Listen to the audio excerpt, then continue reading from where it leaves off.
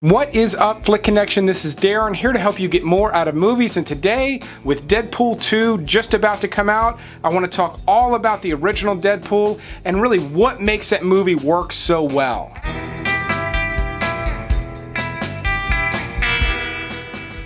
Now, a couple of things to keep in mind, even if you didn't like Deadpool, it's currently the highest grossing rated R movie in history.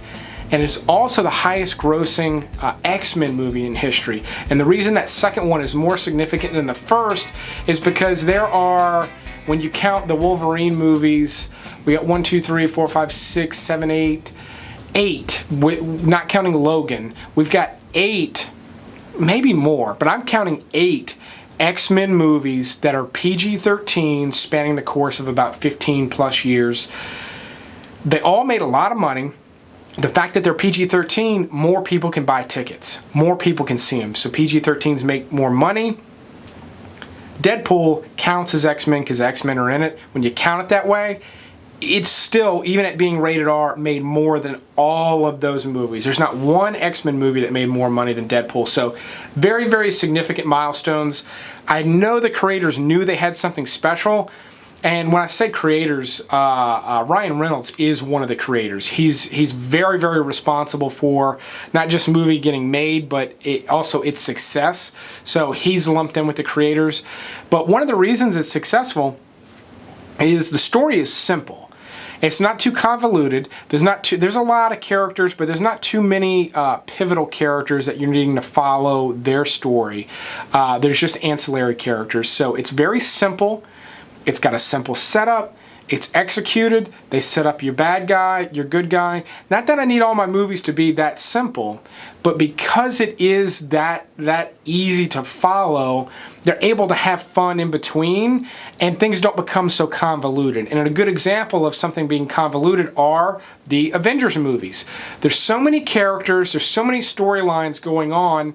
It really everything sort of gets kind of flatlined and muddied out, whereas Deadpool, you're able to really kind of focus and kind of focus more on really the struggle he's having with cancer, the struggle he's having leaving his relationship, all of those things. Not as much as in a real drama, but it plays so much better here than it does in most comic book movies, and I really attribute that to them pulling back the reins, keeping it simple. If anything, they went a little over the top with the giant ship turning over. I mean, I like that it's a reference from the Avengers, but everything else leading up to that was so much cooler and more interesting. I mean, him spelling things out with the dead bodies of the guys down on the ground was so much more interesting, even visually, than this giant ship being like slowly overturned and as the climax. You don't need to do that, Deadpool. You know, the action and stuff is way cooler than the huge CGI special effects. That's not really where, that's not the Deadpool's wheelhouse. You're doing everything else so well, so don't focus too much on that. The writing's funny. You know, it's that good banter. Ryan Reynolds is funny. I mean, if you can kind of hate on him for Van Wilder or whatever, but he's good on screen. He's sharp. He's bitey. Similarly, you know, Guardians of the Galaxy, funny. It plays well with that lighter sort of superhero movie versus, you know, The Dark Knight, you know, needs really no humor or levity in it. So I like that Marvel has gone in that direction and not tried to just make everything Christopher Nolan-ish, because that is ruining the DC movies. They're doing a terrible job with that. The rated R action is back.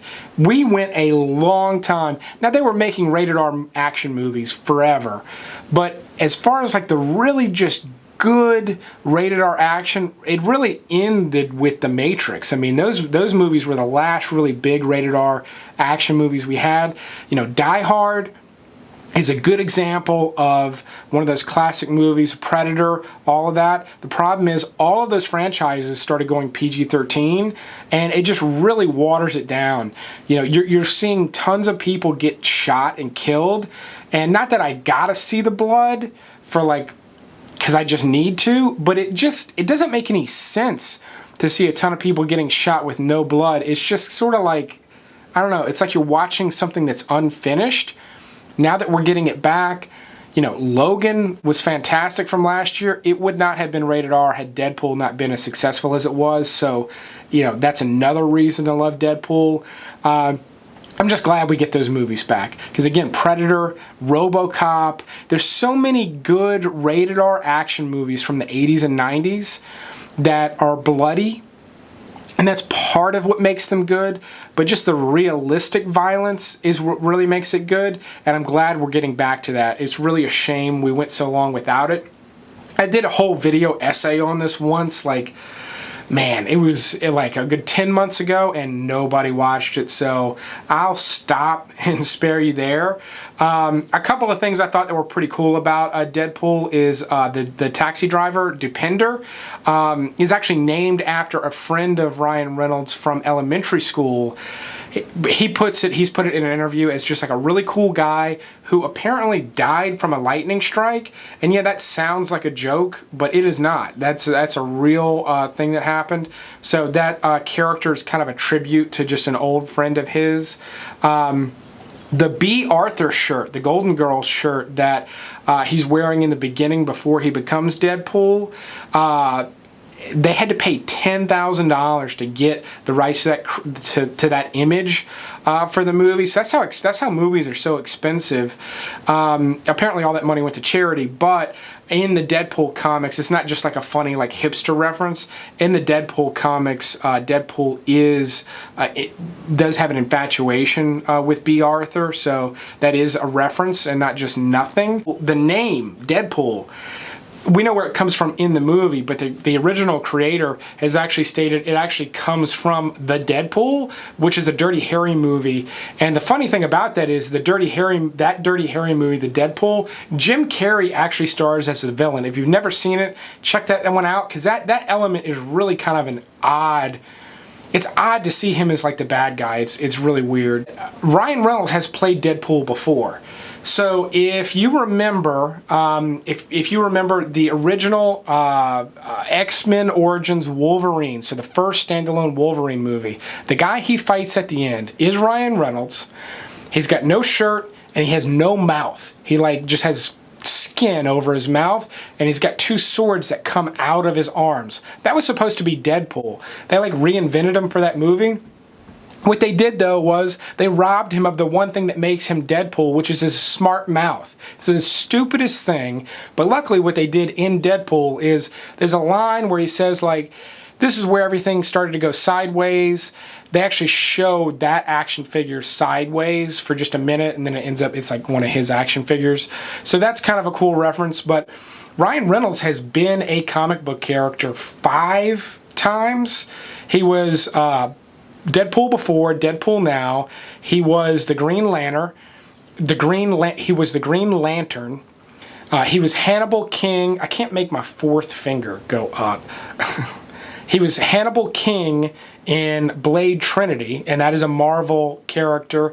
And then Nick Walker, number 5, in R.I.P.D., which is a Dark Horse Comics franchise. So this is number 5. He said it's going to be his last, but I have a feeling he's going to be doing Deadpool for a while. He hasn't said this is his last Deadpool appearance. He's just said it's his last comic book character, and it should be. He should go out on top. He should do Deadpool as long as he needs to do it. Get out. Be done with that. This segment is actually taken from my Flick Connection Uncut show, which I'm uploading every single Monday. It's kind of like a live podcast, but instead of watching it live, it's just a live recording, completely uncut. Unlike this episode where I've cut in the clips and stuff like I normally would. You can check that out. I'll put a link in the description below. You can also check me out on various podcast outlets, as I'm now posting that on Monday and Tuesday as well.